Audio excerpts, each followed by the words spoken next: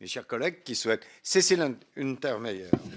Merci beaucoup, Monsieur le Président, et merci beaucoup, Bruno Latour, pour cet exposé tout à fait passionnant.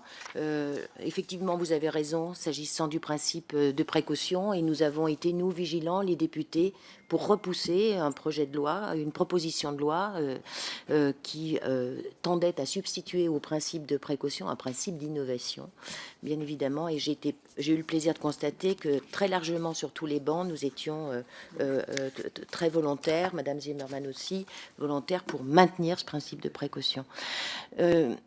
Je voulais revenir un peu sur vos propos et vous poser des questions sur l'éducation. Je pense que l'éducation nationale doit être aussi au cœur de notre réflexion s'agissant du problème de la démocratie environnementale. Et je pense qu'elle ne joue pas suffisamment son rôle éducatif.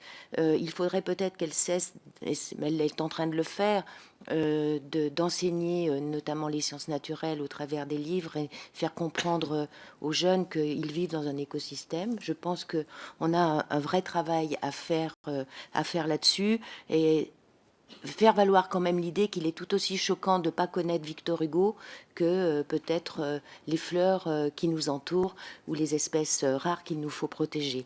C'était ma première observation. Ma deuxième sur la représentation des territoires. De mon expérience d'élu, j'ai constaté que nous avions une tendance, et je bats ma culpe, nous avons une tendance à médiatiser immédiatement sur un projet qui en fait peut avoir un rôle, des effets sur le territoire, avant même d'avoir imaginé une étude d'impact associant la population et la population. Et vous en avez dit deux mots. Je crois qu'il va falloir qu'on revoie sérieusement la façon dont on organise le débat public s'agissant des opérations qui sont quand même majeures sur le territoire, qui peuvent avoir un effet bénéfique bien sûr, néfaste aussi, mais qui implique qu'il y ait quand même une étude de bilan des choses positives et négatives qui peuvent en ressortir. Moi, j'ai un exemple très présent qui se passe dans mon département, et bien sûr, le projet avait été lancé et annoncé 2 ans ou 3 ans après, et ensuite on a une enquête publique, mais c'est déjà trop tard. Donc, et pour rejoindre les propos qui avaient été tenus à la dernière réunion de cette mission, on a peur du débat.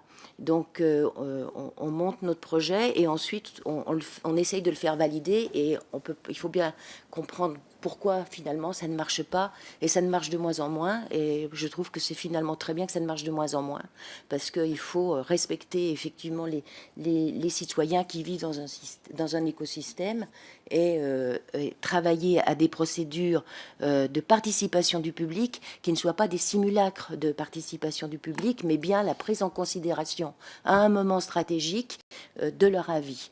Donc, je vous rejoins aussi sur cette proposition et sur cette réflexion. Et puis, mon troisième point, ben, ça sera une question. Je sais que les juristes travaillent beaucoup sur la problématique d'un tribunal international de l'environnement. Je voulais savoir ce que vous en pensiez. Et puis, s'agissant des muets, comme vous l'avez dit, mais ces muets avec lesquels nous vivons, est-ce que vous pensez qu'il faudrait les muets dont vous avez parlé, est-ce que vous considérez qu'une déclaration universelle des muets pourrait être envisagée? Voilà, je vous remercie beaucoup. Alors, puisqu'on parle des muets, je vais donner la parole